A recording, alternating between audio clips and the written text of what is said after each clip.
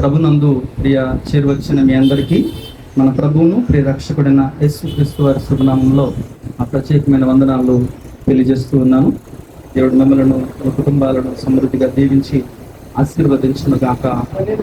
ఆమేన్. Sir దేవునికి స్తోత్రం చెప్తాం. అయితే ఈరోజు లైవ్ ద్వారా దేవుని వర్తమానం వింటున్న నా దేశీయ ప్రజలైన వారికి మన ప్రభువును ప్రియ రక్షకుడైన యేసుక్రీస్తు వారి సర్వశక్తి గల నామంలో ఈ సారం మినిస్ట్రీస్ తరపున నా హృదయపూర్వక వందనాలు తెలియజేస్తున్నాను. దేవుడు మిమ్మలను మీ కుటుంబాలను సమృద్ధిగా దీవించి ఆశీర్వదించును గాక. ఈరోజు వాక్య సందేశాల్లోనికి వెళ్తూ ద్వితీయోపదేశ కాండంలో నుంచి 30వ అధ్యాయము 19వ వచనాన్ని చదువుకుందాం. నేను చదువుతాను, మీరు అందరూ జాగ్రత్తగా వినండి. ద్వితీయోపదేశ కాండము 30వ అధ్యాయము 19వ వచనం. తీసారా? అందరూ తీసారా? నేను చదువుతున్నాను, చాలా జాగ్రత్తగా వాక్యాన్ని వినండి. పరిశుద్ధ గ్రంథం తెరచి ద్వితీయోపదేశ కాండము 30వ అధ్యాయము 19వ వచనాన్ని చూద్దాం. నేడు జీవమును మరణమును ఆశీర్వాదమును శాపమును నేను నీ ఎదుట ఉంచి భూమి ఆకాశములను మీ మీద సాక్షులుగా పిలుచుచున్నాను. దేవుడి పరిశుద్ధమైన వాక్యాన్ని దీవించును గాక. ఒకసారి అందరూ చెప్పండి, నాతో చెప్పండి. నేడు జీవమును మరణమును ఆశీర్వాదమును శాపమును నేను మీ ఎదుట ఉంచి భూమి ఆకాశములను మీ మీద సాక్షులుగా పిలుచుచున్నాను.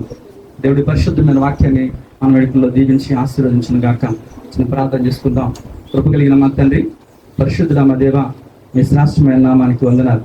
ఉదయకాల సమయంలో ఈ విధంగా మీ బిడ్డలైన వారి మధ్యలో చేరి మీ పరిశుద్ధమైన వాక్యాన్ని ధ్యానించడానికి ఏ యోగ్యత లేని నాకు ఇచ్చిన మీ కృపను బట్టి మీకు స్తోత్రాలు. అయ్యా, చేపను వాడుకున్నారు, అయ్యా కాకిని వాడుకున్నారు, అయ్యా గాడిదను వాడుకున్నారు.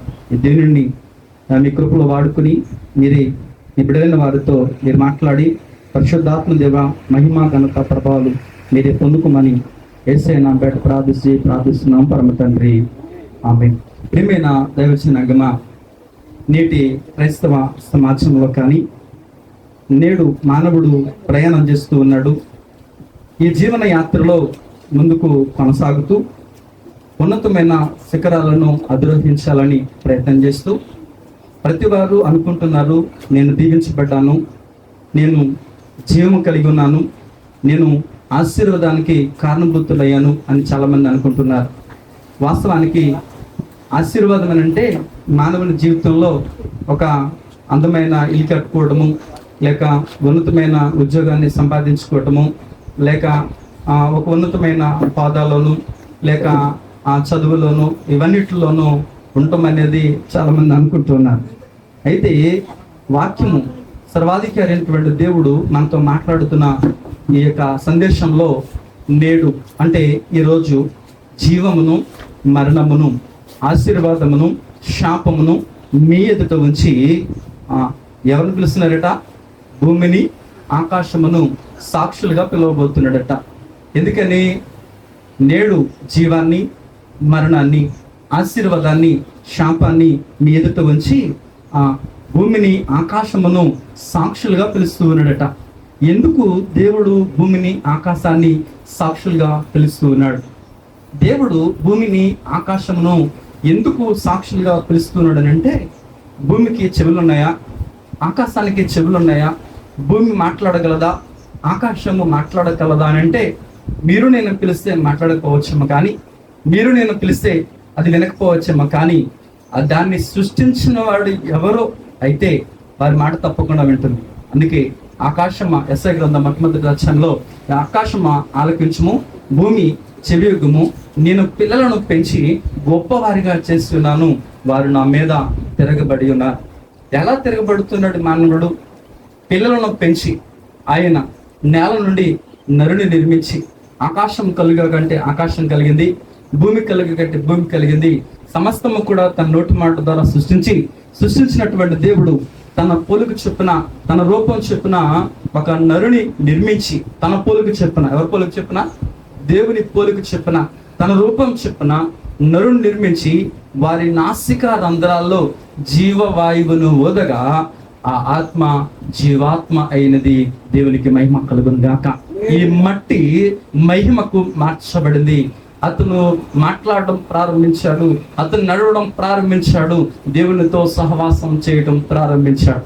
అయితే దేవుడు ఆజ్ఞను అతిక్రమించి దేవుని యొక్క ఏదైనా తోటలో కోల్పోయిన 7 ఆశీర్వాదాలను తిరిగి ఇవ్వటానికి ఆ పరమశివుడు, ఆ పరమాత్మ స్వరూపైన దేవుడు పరలోకం నుండి భూలోకానికి వచ్చి భూమి నుండి సిలువకి వెళ్ళి, సిలువ నుండి సమాధికి వెళ్ళి తిరిగి లేచి చేతులు చాచి పిలుస్తూ ఉన్నాడు. చేతులు చాచి పిలుస్తున్నాడు.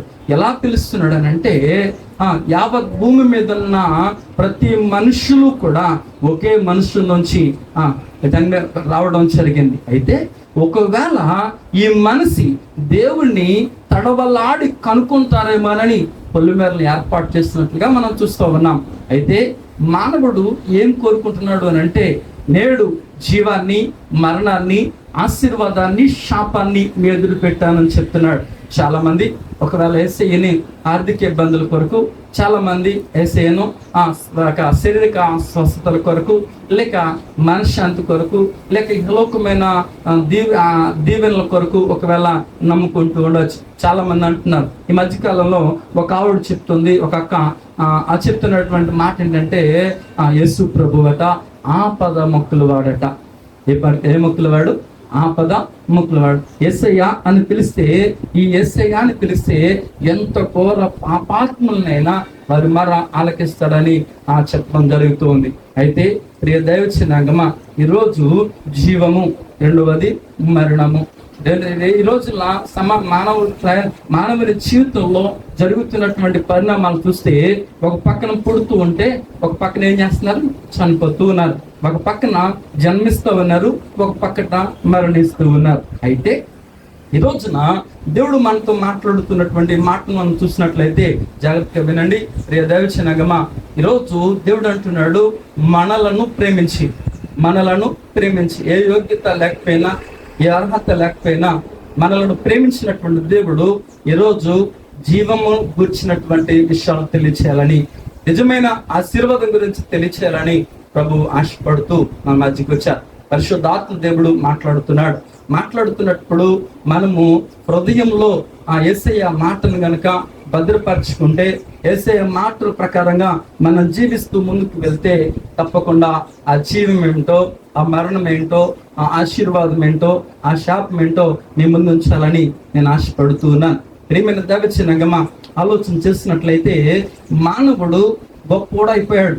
అడవిలో ఉండేవాడు, ఊరును తయారు చేసుకున్నాడు. చీకట్లో అలమటించేవాడు, కరెంటు కనుగొన్నాడు. పచ్చి మాంసం తినేవాడు, ఫ్రైలు చేసుకుని తింటూ ఉన్నాడు. చెట్టు తరల్లో, కొండ గుహల్లో నివసించే మానవుడు, బిల్డింగుల మీద బిల్డింగులు కట్టి రాళ్లల్లో రప్పల్లో తిరిగే మానవుడు రహదారులు ఏర్పాటు చేసుకుని గాల్లో ప్రయాణం చేస్తున్నాడు. ఇంతగా ఎదిగినటువంటి మానవుడు దేవుడు మనిషిని చేస్తే ఈ మానవుడు ఏకంగా దేవుణ్ణి తయారు చేస్తూ ఉన్నాడు. అందుకే దేవుడు అంటున్నాడు, ఆకాశమా ఆలకించు, భూమి చెవియగ్గు, నేను పిల్లలను పెంచి గొప్పవారిగా చేశాను. దేవుడికి స్తోత్రం. తల్లి గర్భములో పిండముగా రూపించబడక మునిపి మనల్ని ఎరిగినటువంటి దేవుడు మనల్ని పెంచి పోషిస్తూ ఉన్నాడు. అయితే నేడు జీవాన్ని అంటే, ఎందుకు జీవాన్ని అంటున్నాడు? బైబిల్ చెప్తున్న సందేశం ఏంటో తెలుసా? బైబిల్ చెప్తుంది, నీవు జీవించుచున్న పేరు మాత్రం ఉన్నది, కానీ నీవు మృతుడివి అని చెప్తా ఉంది. చాలా మంది అనుకుంటూ ఉన్నారు, ఏదైనా తోటలో అవ్వ ఆదాములు పాపం చేస్తున్నప్పుడు దేవుడు ఏం చెప్పాడు? ఆ పండు తిన్న దినమున మీరు నిశ్చయముగా చనిపోతారు అని చెప్పాడు. అవునా కదండి? దేవునికి అయితే ఆ పండు తిన్న దినమున మీరు నిశ్చయంగా చనిపోతారని చెప్పారు. కానీ వాళ్ళు చనిపోయారా? ఏమయ్యారు అని అంటే, వాస్తవానికి వారు ఇంటర్నల్ డెత్ అంటే ఆధ్యాత్మికంగా చనిపోయారు. వారు ఆధ్యాత్మికంగా చనిపోయారు.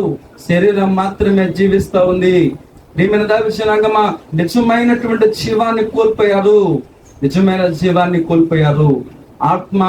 ఆత్మీయ జీవితాన్ని వారు కోల్పోయారు. అయితే దేవుడు ప్రేమించి ఎంతగానో ఆయన నోటితో సృష్టించినటువంటి ఆకాశం ఆయన మాట ఉంటుంది, ఆయన సృష్టించినటువంటి భూమి సమస్తము కూడా సూర్యచంద్ర నక్షత్రాదులు కూడా దేవుని మాటను అంగీకరిస్తూ ఉన్నాయి, దేవుని మాట చొప్పున జీవిస్తూ ఉన్నాయి. కానీ తన పోలికలో ఉన్నటువంటి మానవుడు ఏమైపోతున్నాడు? మరణం అయిపోతున్నాడు. ఆ మరణమైపోతున్న మానవుడిని విడిపించడం కొరకు ఆశీర్వాదాలు ఏదైనా తోటలో కోల్పోయినా 7 ఆశీర్వాదాలు తిరిగి ప్రభు మనకివ్వడానికి ఆయన పరలోకం నుంచి భూలోకానికి వచ్చినట్లుగా మనం చూస్తా ఉన్నాం. ఏంటి ఆ ఆశీర్వాదాలు? ఏమిటి కోల్పోయింది? ఏదైనా తోటలో అవ్వ ఆదాములు కోల్పోయింది ఏంటి చెప్పగలరా? ఆదాములు కోల్పోయినవి ఏంటో చెప్పగలరా? మొట్టమొదటిగా వారు నేనంటాను గుడ్డు వారయ్యారు అంటాను. ఒప్పుకుంటారా అండి? మొట్టమొదటిగా వారు ఏమయ్యారు? గుడ్డు వారయ్యారు అని చెప్తాను. అదేం పాస్టర్ గారు అలా చెప్తున్నారు అని అంటే, ఆదికాండము 3వ అధ్యాయము 7వ వచనం, ఆదికాండము 3వ అధ్యాయము 7వ వచనంలో చూసినప్పుడు అప్పుడు చదువుపైన 6వ వచనం చూస్తే, స్త్రీతో చెప్పగా స్త్రీ ఆ వృక్షమునకు ఆహారమునకు మంచిదిను కనులకు అందమైనదిను వివేకమిచ్చు రమ్యమైనది ఉండుట చూచినప్పుడు ఆమె దాని ఫలములు కొన్ని తీసుకుని తిని తనతో పాటు తన భర్తకును ఇచ్చెను, అతను కూడా తినెను. అప్పుడు వారిద్దరి కన్నులు తెరవబడెను. ఆలోచన చేస్తే అప్పుడేం జరిగింది? వారు ఇద్దరి కన్నులు ఏం చెప్పండి? తెరవబడి అట. ఇదేంటండి? యేసయ్య ఏం చెప్పాడు? మీరు ఆ పండు తిన్న దినమున నిశ్చయముగా మీరు చనిపోతారని చెప్పాడు. కానీ వీరి జీవితంలో ఏం జరిగింది? వారి ఇద్దరి కన్నులు తెరవబడ్డాయి అని అంటే, ఆలోచన చేసినట్లయితే ప్రియ దైవ జనాంగమా, ప్రియ దైవ భక్తుల బిడ్డలారా, దేవుని యొక్క నామమును బట్టి మీరు ఆలోచన చేసినట్లయితే అప్పుడు వరకు వారు ఎవరిని చూశారు? యేసయ్యను చూసారా లేదా? వారు యేసయ్యను చూశారు. అప్పుడు వరకు ఆ పండు రమ్యంగా ఉంది, చూడడానికి చాలా అందంగా కనపడింది, రమ్యంగా కనపడింది అని అంటే వారికి చూపుందా లేదా? అప్పటి వరకు ఆదాం పిలిచి కాకి అని పేరు పెట్టాడు, పావురుమ అని పేరు పెట్టాడు, హంస అని పేరు పెట్టాడు, గాడిదని పేరు పెట్టాడు. అబ్బో, అనేకమైన పేర్లు పెట్టింది ఎవరు? ఆదామే. పేర్లు పెట్టింది ఎవరు? ఆదామే. ప్రతి జీవిని ఆదాము దగ్గర తీసుకొచ్చినప్పుడు ఆదాము ప్రతి జీవికి పేరు పెట్టాడు. అంటే కళ్ళు కనిపించనే లేదా? కళ్ళు కనిపించినాయి లేదండి? కళ్ళు కనిపించినాయి లేదా? కనిపించినాయి, చూస్తా ఉన్నారు. అయితే ఆదాము గాడిన దగ్గర కలుగు చేసి, ఆదాము పక్కటెముకలో ఒక ఎముకను తీసుకొచ్చి ఒక అందమైనటువంటి అవ్వం తయారు చేసి ఆ దగ్గర తీసుకొచ్చినప్పుడు ఆదాం ఏమన్నాడు? చూసాడా లేదా? చూసి ఏమన్నాడు? నా ఎముకలలో ఎముక, నా మాంసము ఇది నరు నుండి తీయబడింది కాబట్టి నారి అనబడును అని చెప్పాడు.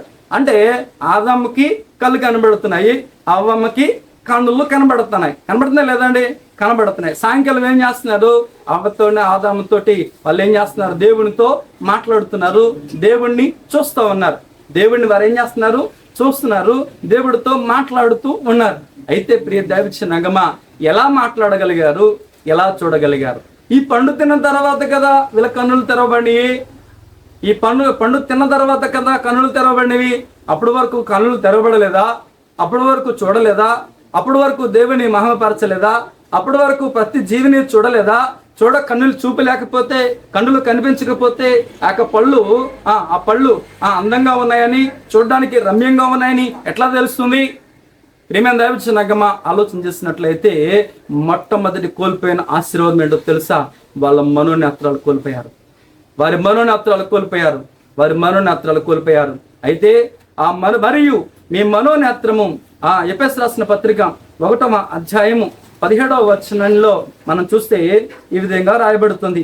ఎఫెసు రాసిన పత్రిక 1వ అధ్యాయము 17వ వచనాన్ని నేను చదువుతాను, జాగ్రత్తగా వినండి. అపోస్తలుడైన పౌలు ఎఫెసీయులకు రాసినటువంటి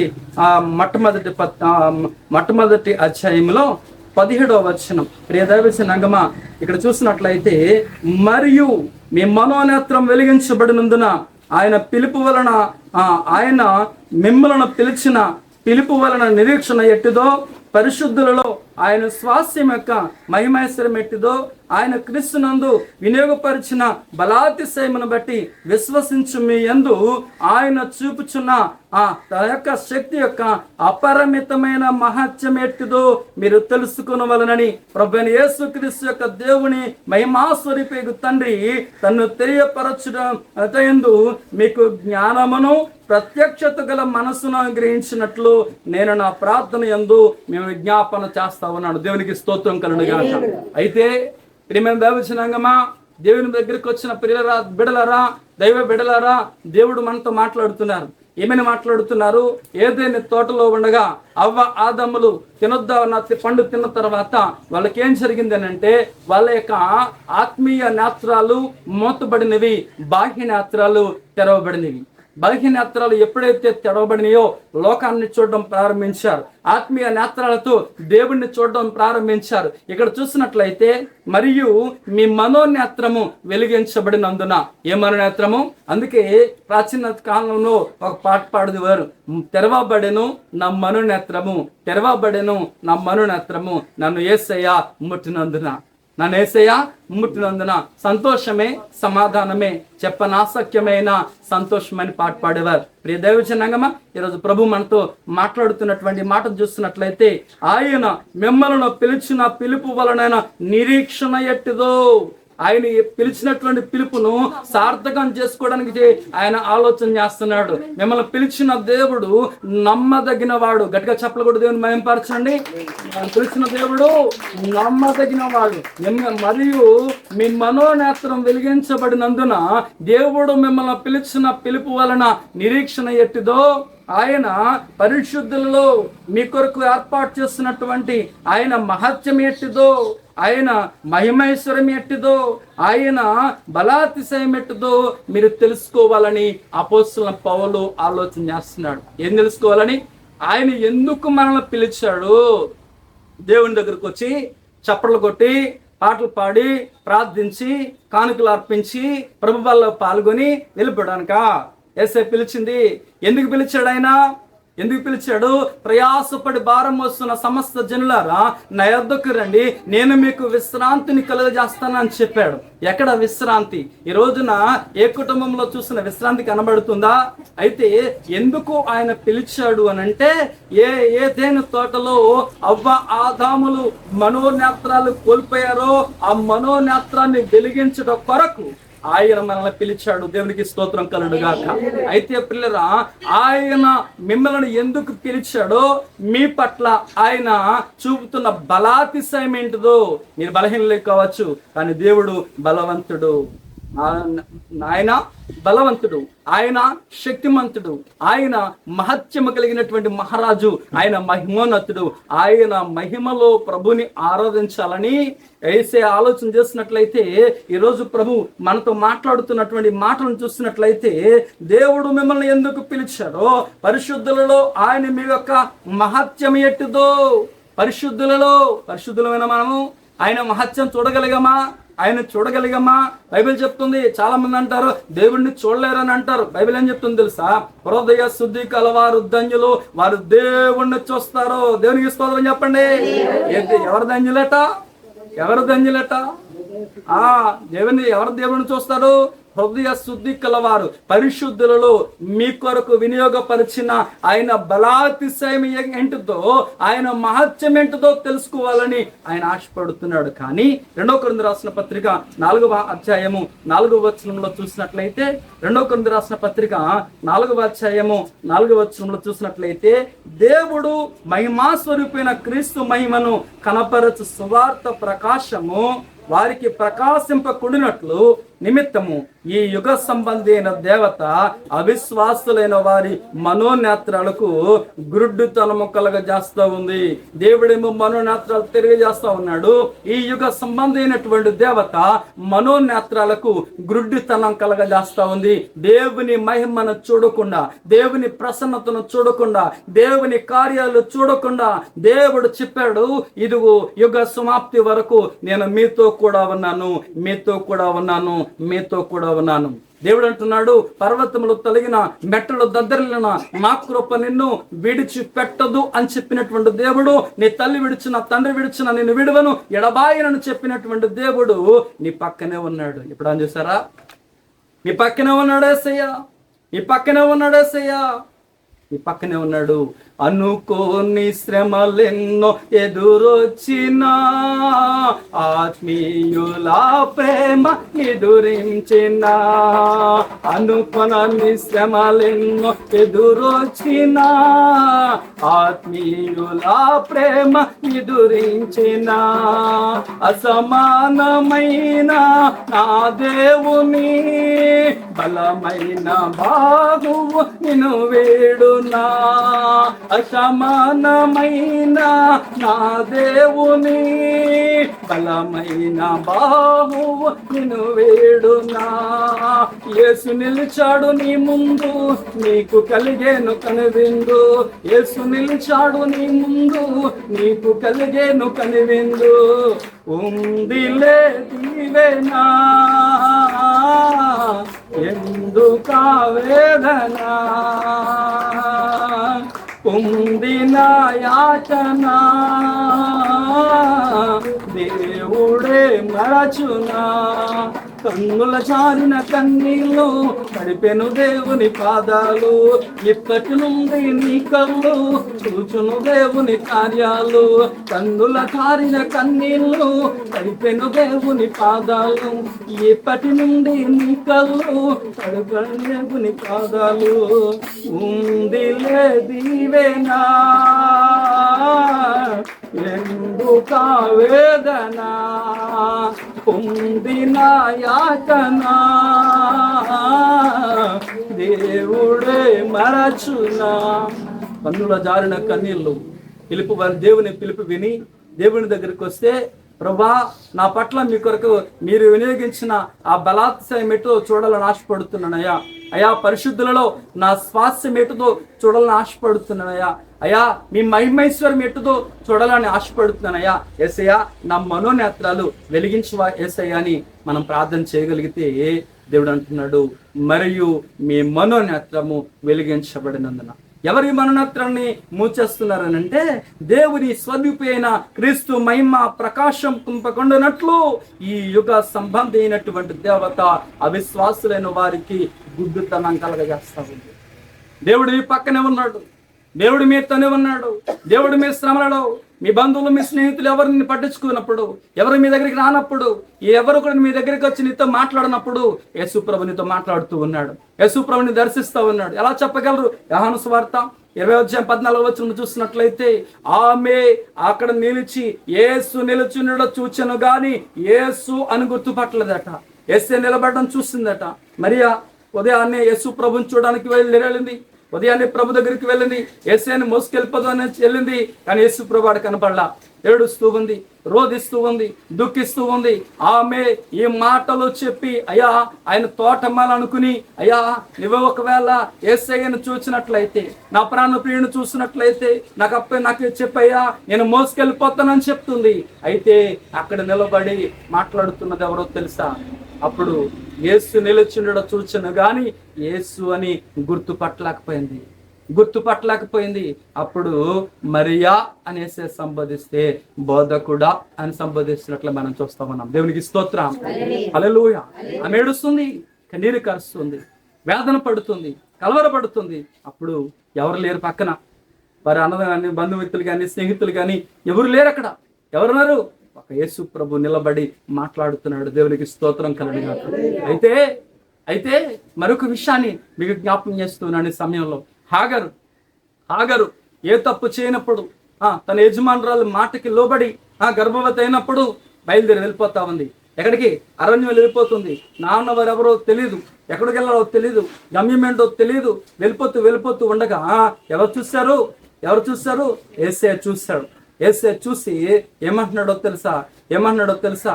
హాగరు, శారాయి దాస్యమైన హాగరు, నువ్వెక్కడి నుంచి వచ్చావు, నువ్వెక్కడికి వెళ్తున్నావు అని అడిగితే, నా యజమానురాల దగ్గర నుంచి పారిపోతున్నాను. ఈరోజు కూడా చాలా మంది నా కుటుంబాల్లో భయంతో భయపడుతున్నారు. అయ్యా ప్రియమైన దావిచ్చినంగమా, సమస్యలు వచ్చినప్పుడు దేవుని దగ్గర నుంచి పారిపోతున్నారు, ఇబ్బందులు వచ్చిన దేవుని దగ్గరికి పారిపోతున్నారు. కానీ నీ ఇబ్బందులలో, నీ కష్టకాలంలో దేవుని కృప నీ పైన అపరిమితముగా దాచి ఉంచాడు. దేవుడు నిన్ను చూస్తున్న దేవుడు, దేవునికి స్తోత్రం కలుగుగాక. అయితే చక్కని వాగ్దానాన్ని ఇచ్చాడు, అలా తిరిగి వెళ్ళి నీ యజమానుల దగ్గరే ఉన్నాము, ఏం చెప్తే అదే చెయ్యి, నీవు గర్భవతివి, నీకు బిడ్డ పడుతాడని చక్కని అటువంటి వాగ్దానాన్ని ప్రభు ఇస్తే మరలా ఇబ్బంది వచ్చినప్పుడు మరలా వెళ్ళిపోతుంది. అయితే చిన్నపిల్లడు, ఏ పిల్లడు? చిన్నపిల్లవాడు వాడు నీళ్ళు అయిపోయినప్పుడు, ఆహారం అయిపోయినప్పుడు వాడు చనిపోతాడు అనుకుంటుంది. దేవుడు వాగ్దానాన్ని మార్చింది.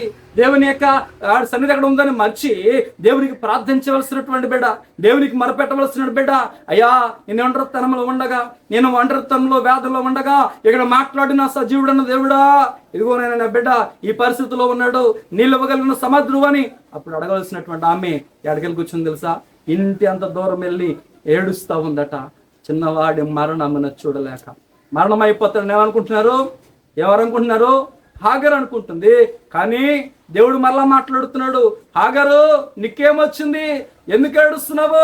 ఆ చిన్నవాడు ఉన్న చోట దేవుడు ఆ బిడ్డ మరణం ఆలకించాడు.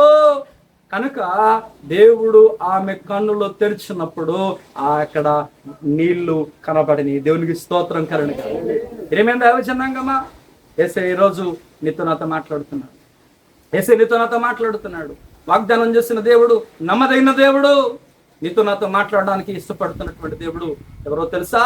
ఆయన సజీవుడైన దేవుడు. ఒంటరితనంలో, వేదనలో, శోధనలో విడిచిపెట్టనటువంటి దేవుడు, ఒక క్షణమైన ఎడబాయినటువంటి దేవుడు. అయితే హాగరు ఏం చేస్తుందో తెలుసా? దేవుడు ఆమె కన్నులను తెరిచినట్లుగా మన పరిశుద్ధ గ్రంథంలో చూస్తాం. మరొక ఇబ్బంది వచ్చింది పరిశుద్ధ గ్రంథంలో. ఎలీషా గారు ఉన్నారు, ప్రవక్త అయిన ఎలీషా గారు ఉన్నారు. అక్కడ సిరియన్లు వచ్చి దండెత్తు వస్తా ఉన్నారు. అయితే అక్కడ ఉన్నటువంటి పనివాడు కలవరపెడతా ఉన్నాడు. అయ్యో ఏలినవాడా, మనమేమి చేయదము? అయ్యో అక్కడ సిరియన్లు దండలెత్తి వచ్చేస్తున్నారయ్యా, ఏం చేద్దామని అన్నప్పుడు ఎలీషా గారు ఏం చేయాలి చెప్పండి. అయ్యో ప్రభువా అని చెప్పి కలవరపడాలి. అవును కదండి. ఒంటరిగా 10,000 మంది వచ్చినా నేను హాయిగా పడుకుంటానని దావీదు చెప్పాడు. తర్వాత ఈ ఎలీషా గారు కూడా ఎంత మంది దండెత్తి వచ్చినా సరే ఏం చేస్తున్నాడో తెలుసా? మకరించి ప్రభువా ఈ పనివాడి కన్నులు తెరవమని ప్రార్థన చేశాడు. తెరిచినప్పుడు ఏం జరిగిందో తెలుసా? అప్పటి వరకు చూశాడు. ఎవరిని చూశారు? ఆ రౌతుని చూశాడు, రథాలను చూశాడు, ఆ సిరియన్లందరినీ చూశాడు. కానీ ఎప్పుడైతే ఎలీషా ప్రార్థించగానే అతని పనివాడు కన్నులు దేవుడు తెరిస్తే ఏం జరుగుతుందో తెలుసా? ఏం కనబడుతుందో తెలుసా? ఎలీషా చుట్టూ అగ్ని రథాలను, అగ్ని పర్వతాలు కనబడుతున్నాయి. దేవునికి స్తోత్రం కలుగును గాక. ఏం కనబడుతున్నాయి చెప్పండి? ఏం కనబడుతున్నాయి? అగ్ని రథాలు, అగ్ని పర్వతాలు కనబడుతున్నాయి. ఎప్పుడు 2 చూపులు కనబడుతున్నాయి. ఒకటి మనోన్నతను వెలిగించే మునుపు భయంతో కూడిన చూపు కనబడుతుంది. అయ్యో భయపడుతున్నాడు, దిగులు పడుతున్నాడు, కింద పడుతున్నాడు. అయ్యో ఏలినవాడా ఏం చేద్దామంటున్నాడు అని ఎప్పుడైతే కన్నులు తెరవబడియో ఏం చూస్తున్నాడు? దేవుని మహిమను చూస్తా ఉన్నాడు, దేవుని కృపను చూస్తా ఉన్నాడు. ఎలీషా చుట్టూ అగ్ని రథాలు ఉన్నాయి. ఎలీషా గారి చుట్టూ అగ్ని రథాలు ఉన్నాయి, అగ్ని పర్వతాలు కనబడుతున్నాయి. ఎలీషా చుట్టూ ఉన్న పనివారు కాలిపోలేదు. అది దేవుని మహిమ. అది మీ కనులారా చూడాలని ఆశపడుతున్నాడు. అంటే మీ మొట్టమొదటిగా కోల్పోయిన ఆశీర్వాదం ఏంటో తెలుసా? మనోనేత్రాలు మూతపడ్డాయి, బాహ్య నేత్రాలు తెరవబడ్డాయి. ఈరోజు దేవుని మహిమను చూడాలన్నా, దేవుని కార్యాలు చూడాలన్నా, దేవుని యొక్క తేజో మహిమను చూడాలన్నా, ఆయన బలాతిశయాన్ని చూడాలన్నా, నీ చుట్టూ ఉన్నవాడు ఈ లోకంలో ఉన్నవాడి కన్నా గొప్పవాడని, నీతో ఉన్నాడని, నీతో వస్తున్నాడని చూడాలన్నా ఏం చేయాలి? ఆశీర్వాదం మనం పొందుకోవాలి. ఏ ఆశీర్వాదం? మనోనేత్రము వెలిగించబడాలి. 2వగా చూసినట్లయితే అప్పుడు 3వ అధ్యాయం 7వ వచనం, 8వ వచనం, అప్పుడు వారి కన్నులు తెరవబడెను, తాము దిగంబరులుగా ఉన్నామని. ఎలా ఉన్నారండి? ఎలా ఉన్నారు? తాము దిగంబరులుగా ఉన్నామని తెలుసుకొని అంజూరపు ఆకులను కుట్టి, ఏ ఆకులను కుట్టి? ఏ ఆకులను కుట్టి? అంజూరపు ఆకులను కుట్టుకున్నారు. అప్పుడు వరకు మహిమలో ఉన్నారు, వారికి ఏం తెలియలేదు, సిగ్గు తెలియలేదు. ఎస్ఏ చెప్తున్నాడు ఈ రోజున, నా జనులు ఇక ఎన్నడో సిగ్గునందరూ దేవుని స్తోత్రం. ఎందుకో తెలుసా? ఆయన మహిమను మీరు కన్నులారా చూచుదురుగాక, ఆయన బలాన్ని మీరు పొందుకుందురుగాక, ఆయన పిలుపు వల్ల నిరీక్షణను మీరు చూచుదురుగాక, మనోనేత్రాలు యేసు ప్రభువారు తెరిచునుగాక, దేవుని మహిమను చూచుదుము గాక. ఎందుకంటే ఈ లోకంలో ఉన్న వారి కన్నా మనలో ఉన్నవాడు, మన పక్షంగా ఉన్నవాడు గొప్పవాడు. దేవునికి మహిమ కలుగును గాక. రెండవ ఆశీర్వాదం చూసినట్లయితే వారికి ఏం తెలిసింది? చెప్పండి. వారికి దిగంబరులుగా ఉన్నాం అనుకున్నారు, వస్త్రాలు లేని వారిగా ఉన్నాం అనుకున్నారు. కానీ వాళ్ళు కోల్పోయిన ఆశీర్వాదం ఏంటో తెలుసా? మహిమ వస్త్రాలు కోల్పోయారు, రక్షణ వస్త్రాలు కోల్పోయారు. అందుకే ఆ రక్షణ వస్త్రాలు ఇవ్వటం కొరకు సాక్షాత్తు యేసు క్రీస్తు ప్రభు వారే ఆయన వస్త్రాలు చీట్లు వేయబడ్డాయి. మూడవ ఆశీర్వాదం కోల్పోయిన ఆశీర్వాదం ఏంటో తెలుసా? ఆయన ఆశీర్వాదం కోల్పోయిన ఆశీర్వాదం తెలుసా?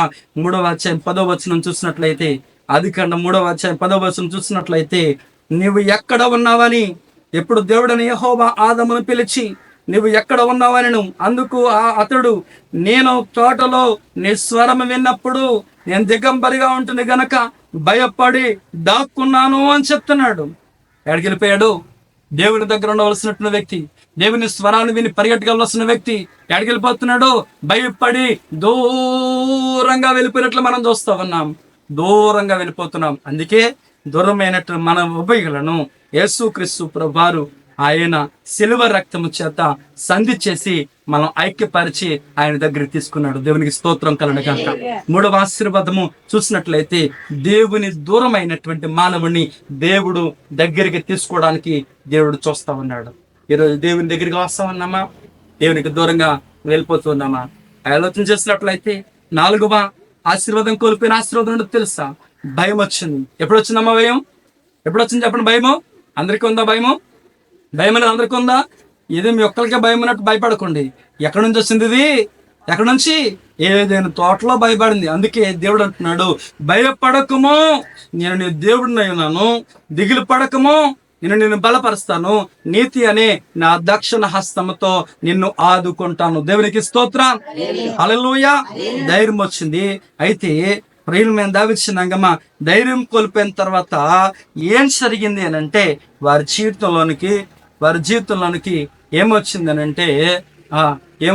అంటే మరణం వస్తా ఉంది. మరణం వస్తా ఉంది. అదే దేవుడు అంటున్నాడు తెలుసా? యోహాను సువార్త 5వ అధ్యాయము 24వ వచనం. నేను ముగింపులోనికి వస్తున్నాను. యోహాను సువార్త 5వ అధ్యాయము 24వ వచనాన్ని కనుక మనం చూసినట్లయితే, 5వ అధ్యాయము 24వ వచనాన్ని నేను చదువుతాను, గమనించండి.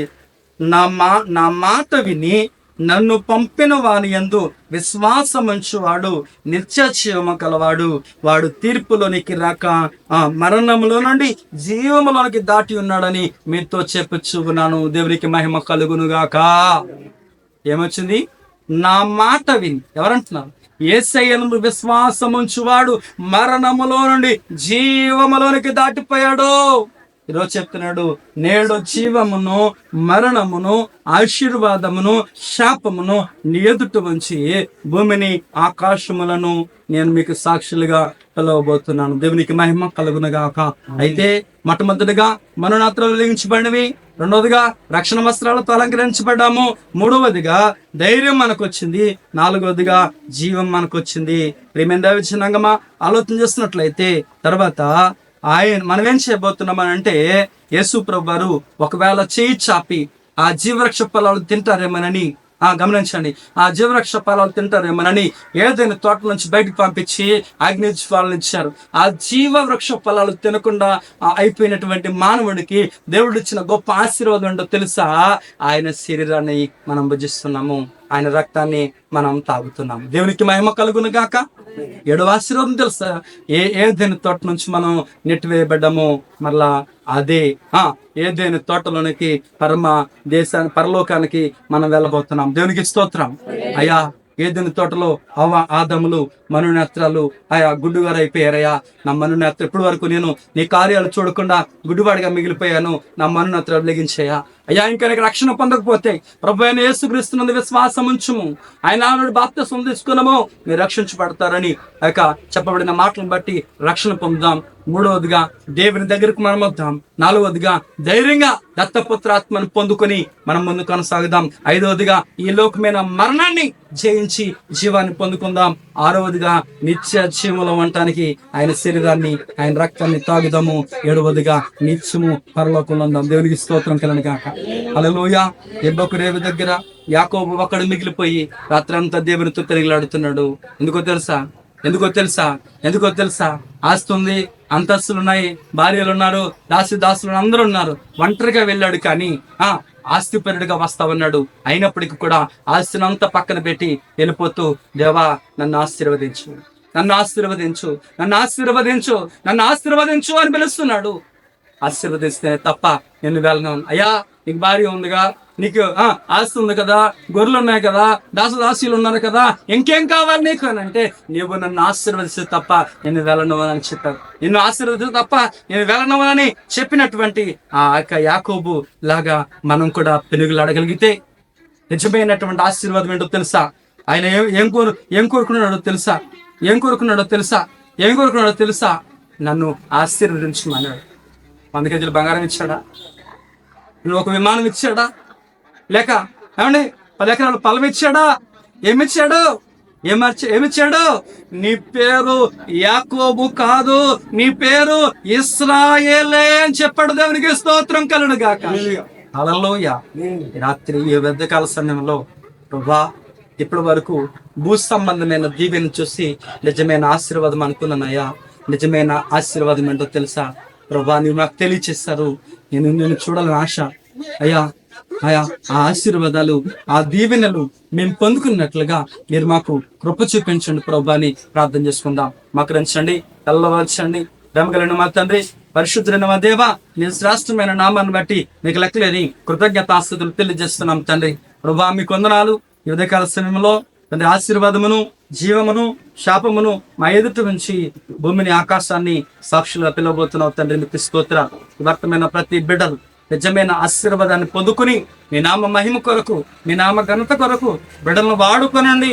మీ సన్నిధి ఉంచండి, మీ ప్రాకారాగ్ని ఉంచండి, అభిషేకంతో ఉండండి. ప్రతి వారు మనోనేత్రాలు వెలిగించబడి మీ మహిమ కొరకు ప్రభువా జీవించినట్లుగా మీ కృపలు బలపరిచి దీవించి ఆశీర్వదించమని మీ చేతులకు అప్పగిస్తూ వర్తమాన ప్రతి బిడ్డను కూడా ఆశీర్వదించమని యేసయ్య నామమున ప్రార్థిస్తున్నాం పరమ తండ్రి.